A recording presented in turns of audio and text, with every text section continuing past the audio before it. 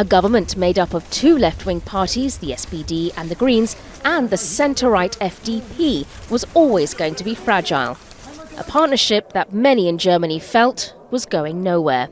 Derailed by differences on how the world's third-largest economy should fix its financial troubles, until the German Chancellor announced that he was going to fire the FDP finance minister for refusing to suspend the country's debt brake to guarantee more money for Ukraine and the economy, and called for a reset.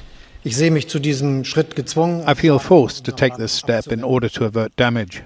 We need a government that is able to act, that has the strength to make the necessary decisions for our country. But it was decisions, or rather a lack of them, together with an economy in decline, that likely set back his leadership. An economy that had been dependent on cheap Russian gas, now struggling to do without. That triggered an energy crisis made worse by phasing out nuclear energy, contributing to a cost of living crisis and little hopes of quick recovery. Germany's all-important car industry also on a downward spiral, unable to compete with electric vehicles from China, provoking industrial action against plans to close down factories. There were pledges of support and more military aid to Ukraine, but Scholz's phone call to Vladimir Putin, their first direct exchange in 2 years, provoked criticism from Kiev. A move that Ukraine's President Volodymyr Zelensky said undermined efforts to isolate the Russian leader.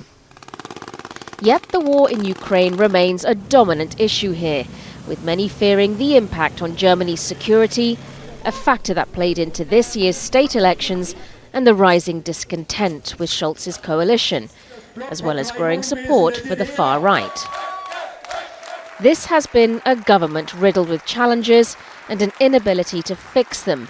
A new start may be on the horizon, but it comes with difficult decisions and an even tougher economy. Sonia, Gallego, Al Jazeera. Make sure to subscribe to our channel to get the latest news from Al Jazeera.